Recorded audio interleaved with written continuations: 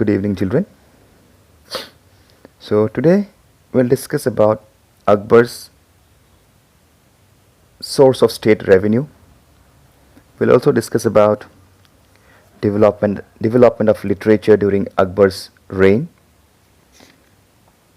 Then we'll discuss about architecture and about his Navratan, and also about Maharana Pratap, the Rajput ruler who did not submit himself to Akbar. Now, the land revenue and trade tax were the two most important sources of income of the government, that is the Mughal government. So, the government always took 1/3 of the produce from land as tax from the people.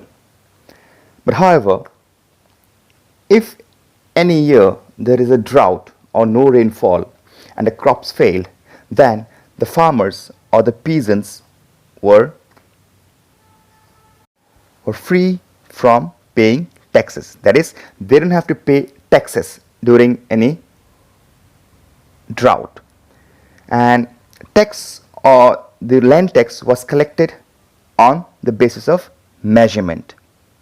And also the land records of every farmer or peasants was properly maintained.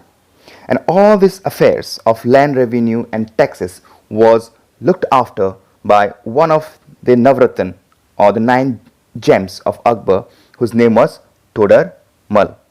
And he was the person who was responsible for bringing about the effective and efficient land revenue and record system for Akbar. Then apart from land revenue, trade was another major source of income. So at that time, during Akbar's rule, the people had extensive trade with far off distant countries. Like the merchants from India, they exported textiles, indigo, spices, and various other things. And things that were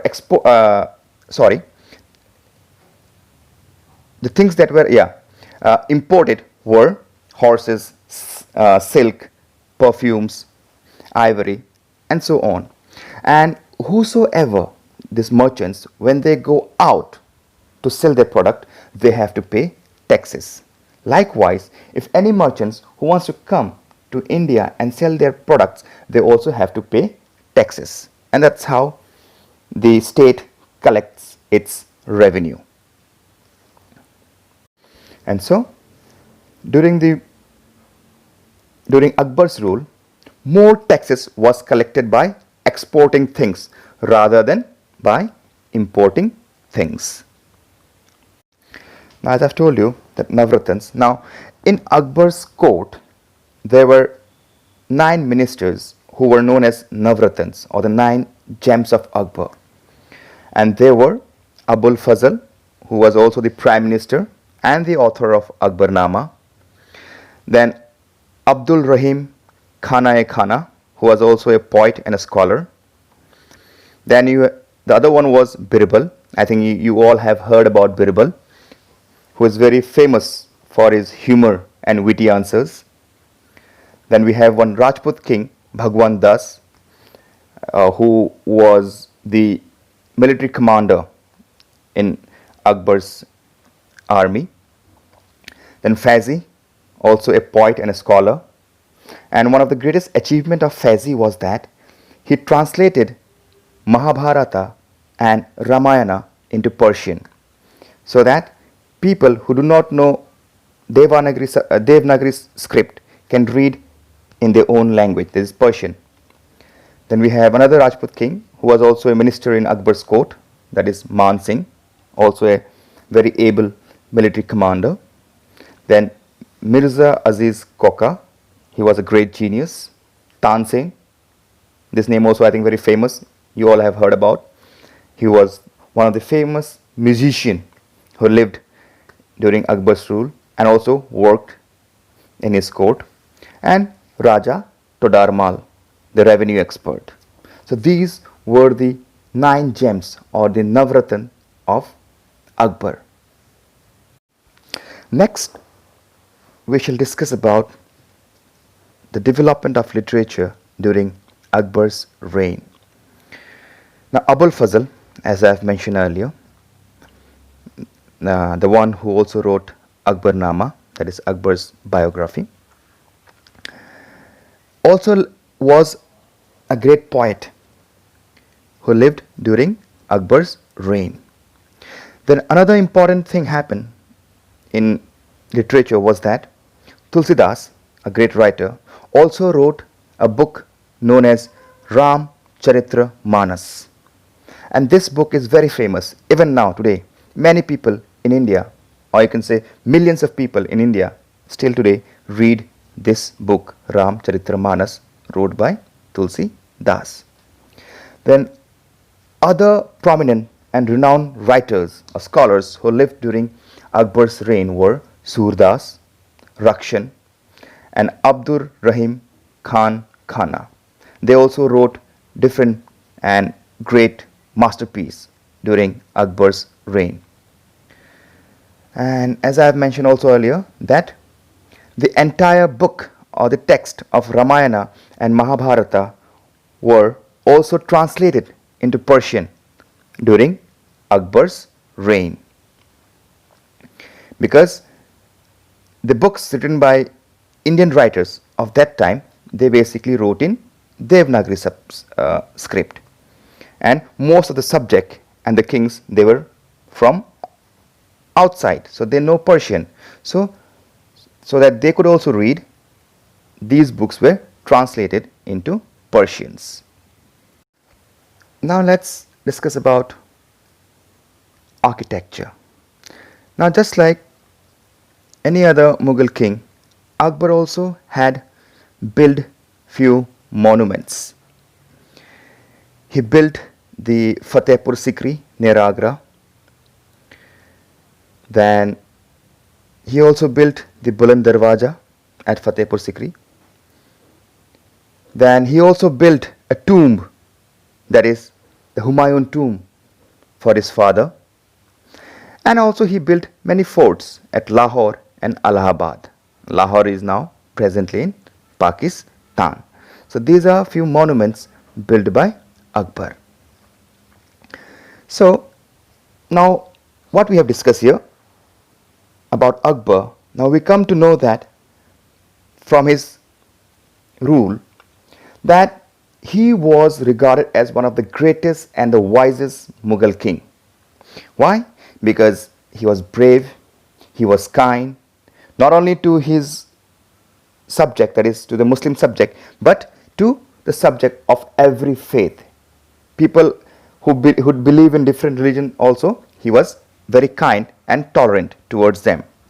And he always tried to bring unity among his subjects rather than try to divide by caste and religion.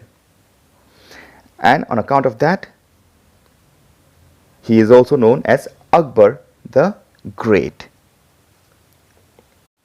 Now we shall learn about Maharana Pratap, a great ruler who refused to bow down before Akbar. Now, if you remember, Akbar had a very good relation with the Rajputs, or Rajput kings and as well as Rajput chiefs. But however, there was one whose name was Maharana Pratap, and he refused to accept Akbar as his king or as his overlordship. The Maharana Pratap was the son of Uday Singh of Mewar. He was born on 9th of May 1540 AD and ascended the throne in February 1572 AD. And the moment he sat on the throne, he vowed that he will never ever submit to the Mughal emperor or to Akbar. And so, for that he has to lose his throne, and he ran away and spent much of his life in jungles without any comfort. He lived in forest and even slept on rocks. But even with living such a harsh life, Maharana Pratap continued his struggle throughout his life until his death to fight against the Mughals. So, in 1576 AD, under the command of a Rajput general Man Singh, Akbar sent a large army to crush Maharana Pratap. And thus, these two, that is, the armies of Maharana Pratap and the armies of Akbar, led by General Man Singh, met at a place called Haldi Ghati. So remember, the Battle of Haldi Ghati, that is in the year 1576 AD, was fought between Maharana Pratap and Akbar. The fight continued from morning till midday. And in this fight, in the battlefield, Maharana Pratap was very severely wounded and he had to retire to the hills. Though Maharana Pratap was defeated in this battle, yet he did not lose hope. He kept on fighting, or he kept his struggle against the Mughals. For many years, along with his followers, Maharana Pratap keep on attacking the Mughal armies whenever he got the opportunity. And at last, in the year 1597, Maharana Pratap died. But though he died, yet he was successful in getting back or in recovering major part of his kingdom from the Mughals. But the famous fort of Chittor was still in the hands of the Mughal. He could not capture that. And so, till date, we remember Maharana Pratap for his bravery. So, in today's lesson, what we have learned? We have learned about sources of revenue, that is land revenue and trade tax. That's how the Mughal kings used to generate revenue or taxes. Then we also learn about the items or the things that were being imported and exported from India at that time. Then we also discuss about literature, books like Ramcharitramanas written by Tulsidas, Akbarnama by Abul Fazl, and various other writers. Then we also learn about translation of Ramayana and Mahabharata into Persian by Faizi, the brother of Abdul Fazl. Then we also learn about the monuments built by Akbar, such as the Fatehpur Sikri city, then Buland Darwaja, Humayun Tomb, and various other forts at different places. Then we learn about Maharana Pratap, who did not bend in front of Akbar and kept fighting till his last breath against the Mughal, and he was also successful in recovering major part of his kingdom. So this is all about today's lesson, and this chapter is over.